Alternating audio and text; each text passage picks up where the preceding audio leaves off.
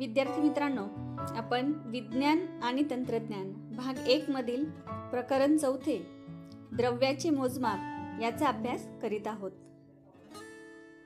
आता आपण बघणार आहोत रेणू वस्तुमानाची संकल्पना. बघा, एखाद्या पदार्थाचे रेणू वस्तुमान म्हणजेच त्याच्या एका रेणूमधील सर्व अणुवस्तुमानांची बेरीज म्हणजेच त्या पदार्थाचे रेणू वस्तुमान होय. उदाहरणार्थ, कार्बन डायऑक्साईडचे रेणू वस्तुमान आहे 44 आणि पाण्याचे रेणू वस्तुमान आहे 18. अणुवस्तुमानाप्रमाणेच रेणू वस्तुमान सुद्धा डाल्टन याच एककामध्ये व्यक्त करतात. आता हे रेणू वस्तुमान काढायचे कसे हे आपण बघूया. H2O म्हणजे पाण्याचे रेणू वस्तुमान कसे काढता येईल हे आपण बघूया. बघा, पाण्याचा रेणू H2O, घटक मूलद्रव्ये आहेत हायड्रोजन आणि ऑक्सिजन. हायड्रोजनचा अणुवस्तुमान आहे 1 आणि ऑक्सिजनचे अणुवस्तुमान आहे 16.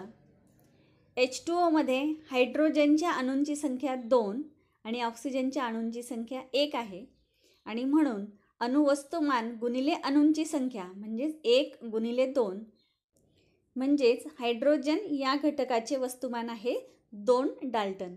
त्याचप्रमाणे ऑक्सिजनचे आपल्याला वस्तुमान काढायचे आहे तर 16 गुणिले 1, कारण अणुवस्तुमान आहे 16 आणि रेणूंची संख्या आहे 1 आणि 16 गुणिले 1 बरोबर 16.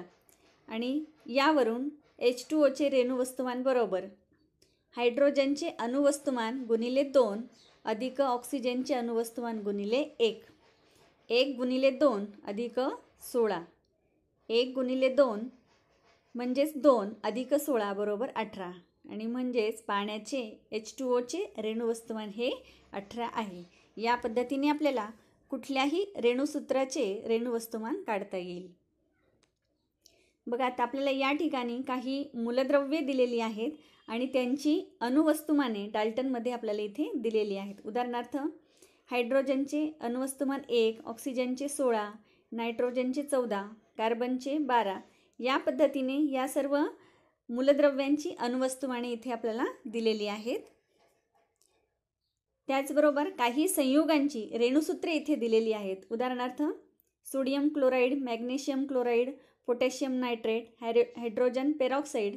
या पद्धतीने आपल्याला या संयुगांची रेणूवस्तुमाने काढायची आहेत. मी तुम्हाला एक काढून दाखवते, त्यावरून तुम्ही बाकीचे रेणूवस्तुमाने काढायचे आहेत. आपण घेऊया उदाहरण सोडियम क्लोराईड NaCl. रेणूसूत्र आहे NaCl. घटक मूलद्रव्ये सोडियम आणि क्लोरीन. सोडियमचे अणुवस्तुमान 23 आणि क्लोरीनचे अणुवस्तुमान 35.5. दोघांचीही NaCl या रेणूमध्ये अणूंची संख्या आहे 1 आणि म्हणून अणुवस्तुमान गुणिले अणूंची संख्या 23 गुणिले 1 बरोबर 23 आणि 35.5 गुणिले 1 बरोबर 35.5. आणि यावरून सोडियम क्लोराईडचे रेणूवस्तुमान बरोबर घटक अणुवस्तुमानांची बेरीज. सोडियम क्लोराईडचे रेणूवस्तुमान बरोबर सोडियमचे अणुवस्तुमान गुणिले 1 अधिक क्लोरीनचे अणुवस्तुमान गुणिले 1.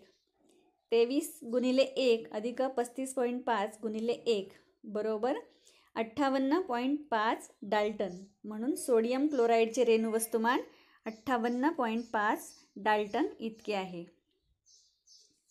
बघा, आता काही प्रश्न आपण इथे बघणार आहोत. वजन काटा वापरून कोणत्याही पदार्थाच्या एका रेणूचे वजन करणे शक्य आहे का? तर बघा, नाही, कारण कोणत्याही पदार्थाच्या एका रेणूचे वजन काटा वापरून करणे शक्य नाही. वेगवेगळ्या पदार्थांच्या समान वजन असलेल्या राशींमध्ये त्या पदार्थांच्या रेणूंची संख्या समान असेल का? तर नाही. आता आपल्याला माहिती आहे प्रत्येकाचा आकार वेगवेगळा असतो आणि म्हणून वेगवेगळ्या पदार्थांच्या समान वजन असलेल्या राशींमध्ये त्या पदार्थांच्या रेणूंची संख्या वेगवेगळी असते आणि वेगवेगळ्या पदार्थांचे रेणू समान संख्येने घ्यायची असल्यास त्या पदार्थाच्या समान वजनाच्या राशी घेऊन काम होईल का? तर नाही, कारण वेगवेगळ्या पदार्थांचे रेणू समान संख्येने घ्यावायचे असल्यास त्या पदार्थांच्या समान वजनाच्या राशी घेऊन काम होणार नाही. कारण आपण बघितलेलं आहे की प्रत्येक पदार्थाचा जो आकार असतो तो वेगवेगळा असतो, त्यामुळे त्यांची संख्यासुद्धा वेगवेगळी असणार आहे. मग आता यावरूनच आपण एक नवीन संकल्पना शिकूया, मोलची संकल्पना. मूलद्रव्ये किंवा संयुगे जेव्हा रासायनिक अभिक्रियांमध्ये भाग घेतात तेव्हा त्यांच्या अणु व रेणूंमध्ये अभिक्रिया होत असते. त्यामुळे त्यांच्या अणुरेणूंची संख्या माहीत असावी लागते. मात्र रासायनिक अभिक्रिया करताना अणुरेणू मोजण्यापेक्षा हाताळता येतील अशा राशी मोजून घेणे सोयीचे असते आणि यासाठीच मोल या संकल्पनेचा उपयोग होतो. बघा, ग्रॅममध्ये व्यक्त केलेले पदार्थाचे अणुवस्तुमान त्या पदार्थाच्या रेणुवस्तुमानाच्या डाल्टनमधील मूल्या एवढेच असते आणि यालाच म्हणायचं आहे पदार्थाचा 1 मोल. बघा, उदाहरणार्थ ऑक्सिजनचे रेणुवस्तुमान 32 डाल्टन आहे आणि म्हणूनच 32 ग्रॅम ऑक्सिजन बरोबर 1 मोल ऑक्सिजन. कार्बनचे रेणुवस्तुमान 12 डाल्टन आहे आणि म्हणूनच 12 ग्रॅम कार्बन म्हणजेच 1 मोल कार्बन. किंवा पाण्याचे रेणुवस्तुमान 18 आहे आणि म्हणून 18 ग्रॅम पाणी बरोबर 1 मोल पाणी. कुठल्याही संयुगाचा 1 मोल म्हणजे संयुगाच्या रेणुवस्तुमाना एवढे मूल्य असलेले ग्रॅममधील वस्तुमान होय. हे लक्षात ठेवायचं आहे. 1 मोल म्हणजे संयुगाच्या रेणुवस्तुमाना एवढे मूल्य असलेले ग्रॅममधील वस्तुमान. SI पद्धतीमध्ये मोल हे एकक आहे. त्यानंतर आपण सूत्र वापरू शकतो. पदार्थांच्या मोलची संख्या N आपल्याला काढायची असेल तर बरोबर पदार्थाचे ग्रॅममधील वस्तुमान भागिले पदार्थाचे रेणुवस्तुमान. आता बघा, कोणत्याही पदार्थाच्या 1 मोल राशीमधील रेणूंची संख्या हे निश्चित असते. इटालियन शास्त्रज्ञ ॲव्होगॅड्रो यांनी या संदर्भात खूप मौलिक संशोधन केलेले आहे आणि म्हणूनच या संख्येला ॲव्होगॅड्रो अंक असे म्हणतात आणि तो Na या अक्षराने दर्शवितात. पुढे वैज्ञानिकांनी प्रयोगांनी दाखवून दिले की ॲव्होगॅड्रो अंकाचे मूल्य हे 6.022 गुणिले 1023 रेणू इतके आहे. म्हणजेच कोणत्याही पदार्थाचा 1 मोल म्हणजेच 6.022 गुणिले 1023 अणू किंवा रेणू. जसं 1 डझन म्हणजे 12, 1 शतक म्हणजे 100, 1 ग्रोस म्हणजे 144, तसेच 1 मोल म्हणजेच 6.022 गुणिले 1023 रेणू. उदाहरणार्थ 1 मोल पाणी म्हणजेच 18 ग्रॅम पाणी जर आपण घेतले तर त्यामध्ये पाण्याचे 6.022 गुणिले 1023 इतके रेणू असतात. आता आपण एक उदाहरण इथे बघूया. 66 ग्रॅम कार्बन डायऑक्साईडमध्ये किती रेणू असतात हे आपण शोधूया. कार्बन डायऑक्साईडचे रेणुवस्तुमान 44 हे आपल्याला दिलेले आहे. कार्बन डायऑक्साईडमधील मोलची संख्या बरोबर कार्बन डायऑक्साईडचे ग्रॅममधील वस्तुमान भागिले कार्बन डायऑक्साईडचे रेणुवस्तुमान ग्रॅममध्ये बरोबर 66 भागिले 44. N बरोबर 1.5 मोल. 66 भागिले 44 बरोबर किती उत्तर आलेलं आहे? 1.5 मोल.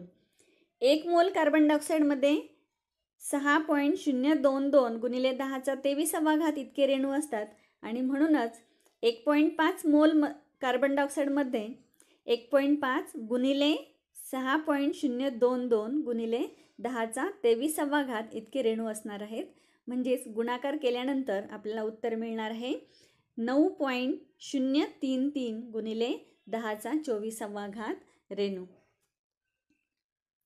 बघा, आता इथे आकृतीत किंवा चित्रामध्ये इथे आपल्याला दाखवलेलं आहे 1 डझन केळी म्हणजे 12, 1 ग्रोस वह्या म्हणजे 144 वह्या.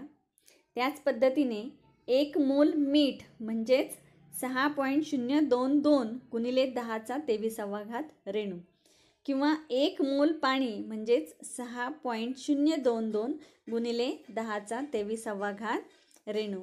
आणि म्हणूनच 1 मोल यालाच काय म्हणायचं आहे, ॲव्होगॅड्रो अंक. काही गोष्टी आपण लक्षात ठेवायचं आहे. एखाद्या पदार्थाच्या दिलेल्या राशीतील रेणूंची संख्या त्या पदार्थाच्या रेणू वस्तुमानावर ठरते. वेगवेगळ्या पदार्थाच्या समान वस्तुमानाच्या राशींमधील रेणूंची संख्या वेगवेगळी असते आणि वेगवेगळ्या पदार्थांच्या 1 मोल राशीची ग्रॅममधील वस्तुमाने ही वेगवेगळी असतात. आता आपण पुढची संकल्पना बघूया, संयुजा.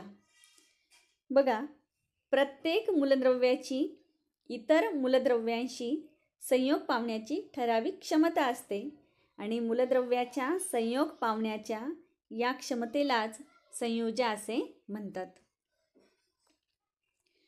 18व्या व 19व्या शतकांमध्ये मूलद्रव्याच्या संयुजा समजण्यासाठी रासायनिक संयोगांचे नियम याचा वापर केला जात असे आणि मात्र 20व्या शतकामध्ये मूलद्रव्यांच्या संयुजेचा त्याच्या इलेक्ट्रॉन संरूपणाशी असलेला संबंध लक्षात आलेला आहे आणि मग त्यावरूनच संयुजा ही संकल्पना पुढे स्पष्ट करण्यात आली.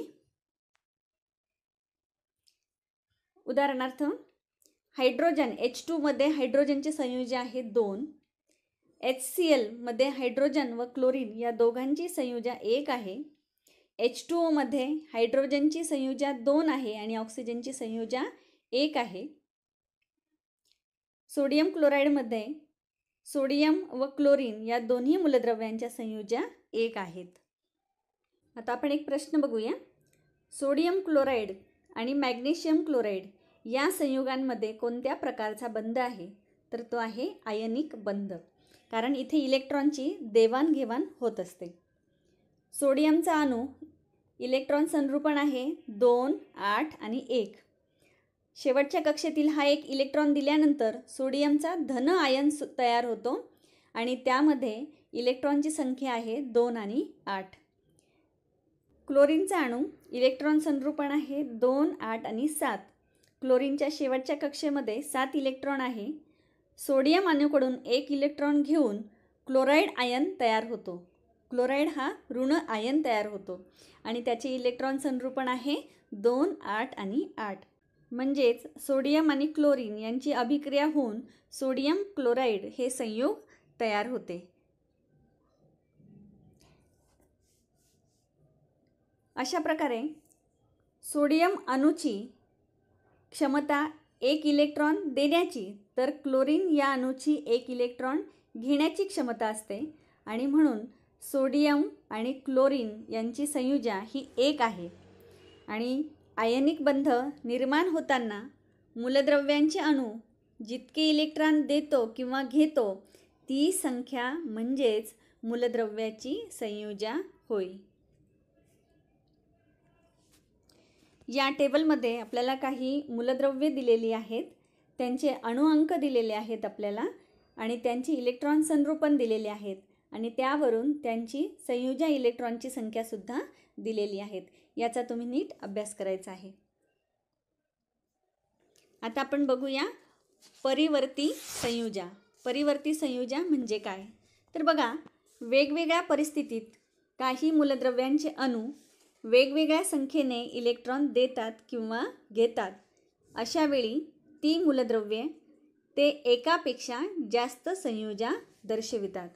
आता उदाहरणार्थ, लोह 2 आणि 3 अशी परावर्ती संयुजा दर्शवितो.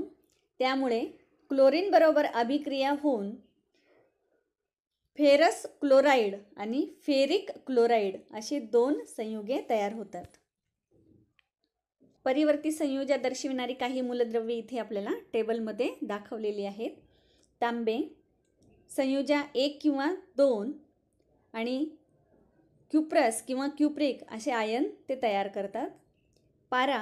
पाराची सुद्धा संयुजा 1 किंवा 2 आहे मर्क्युरस किंवा मर्क्युरिक या पद्धतीचे आयन ते तयार करतात. लोह 2 किंवा 3 असे संयोजी आहेत, त्यामुळे फेरस किंवा फेरिक या पद्धतीचे आयन ते तयार करतात. आता आपण पुढे बघूया मूलके. संयुगांपासून मिळणारे कॅटायन आणि ॲनायन हे आपल्याला इथे दाखवलेले आहेत. उदाहरणार्थ NaOH हे आम्लारी आहे. कॅटायन म्हणजेच धन आयन सोडियम आणि ॲनायन म्हणजेच ऋण आयन हा OH- हा इथे तयार झालेला आहे. यांचा तुम्ही अभ्यास करायचा आहे. बघा, धनप्रभारित कॅटायन किंवा ऋणप्रभारित ॲनायन हे घटक स्वतंत्रपणे रासायनिक अभिक्रियांमध्ये भाग घेतात आणि त्यांना मूलके असे म्हणतात. हे लक्षात ठेवायचं आहे, कारण आयनिक बंध असणाऱ्या संयुगांचे 2 मुख्य घटक आहेत. ते म्हणजे कॅटायन म्हणजे धन आयन आणि ॲनायन म्हणजेच ऋण आयन.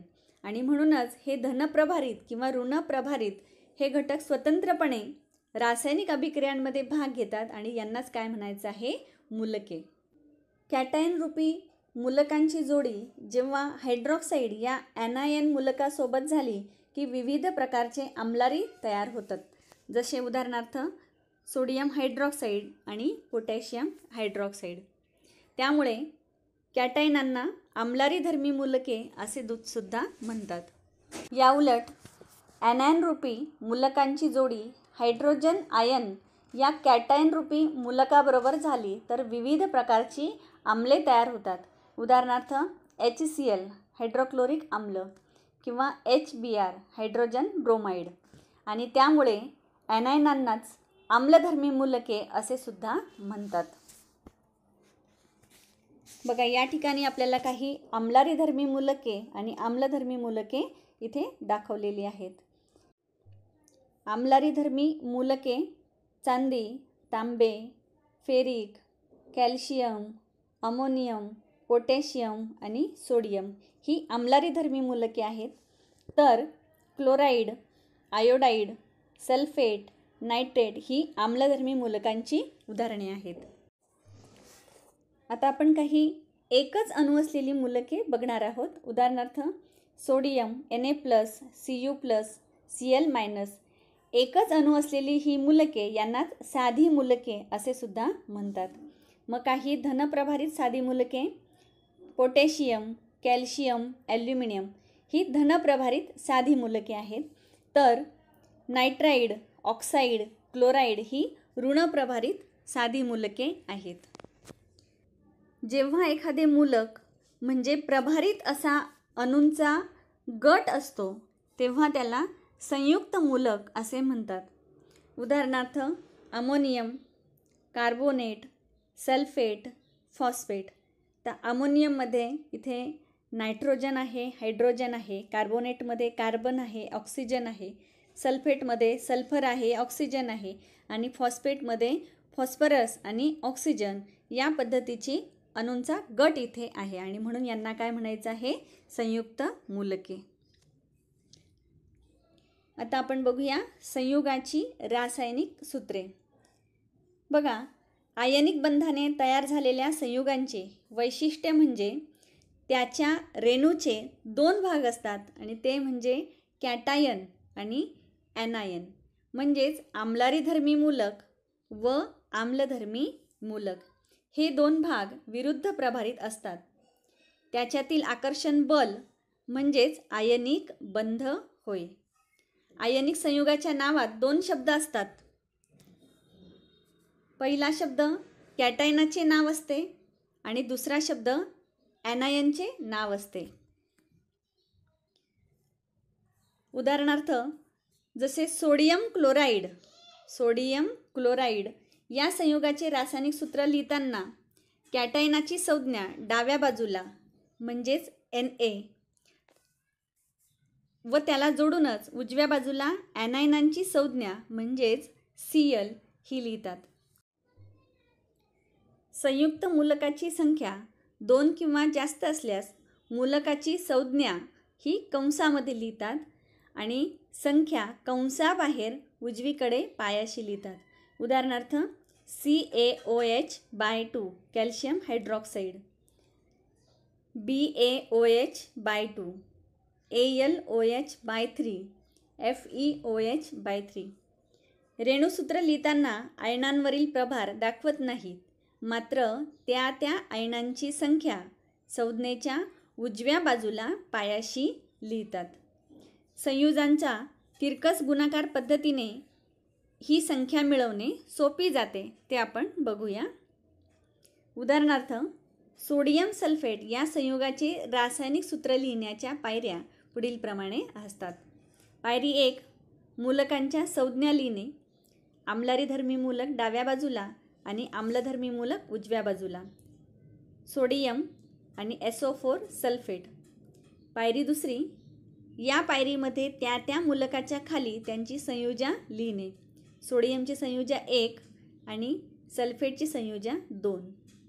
पायरी क्रमांक 3, आता या पायरीमध्ये मूलकांची संख्या मिळवण्यासाठी बाणाने दाखविल्याप्रमाणे तिरकस गुणाकार करणे. म्हणजेच सोडियम 2 आणि SO4 सल्फेट 1.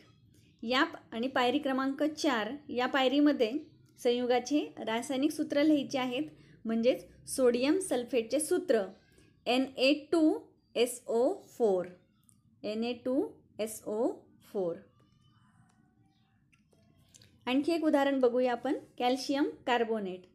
या ठिकाणी सर्वप्रथम आपण कॅल्शियम आणि कार्बोनेट यांच्या संज्ञा आपण लिहून घेऊया.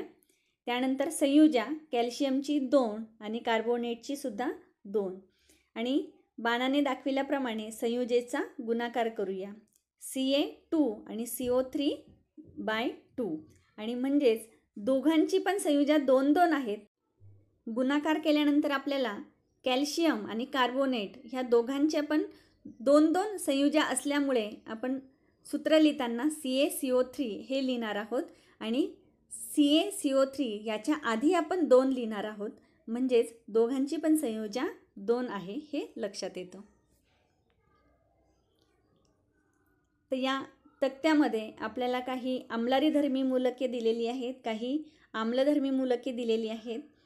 ते त्याची तुम्ही अभ्यास करायचा आहे. बघा, या प्रकरणामध्ये आपण काय काय शिकलो. रासायनिक संयोगाचे नियम, अणूचा आकार, अणूचे वस्तुमान, संयुजा, रेणुवस्तुमान, मोलची संकल्पना, आम्लारी व आम्लधर्मी मूलके, संयुगांची रासायनिक सूत्रे इत्यादी गोष्टींचा अभ्यास केलेला आहे. या संपूर्ण प्रकरणावर आधारित स्वाध्यायामधील प्रश्नांची उत्तरे तुम्ही सोडवायची आहेत.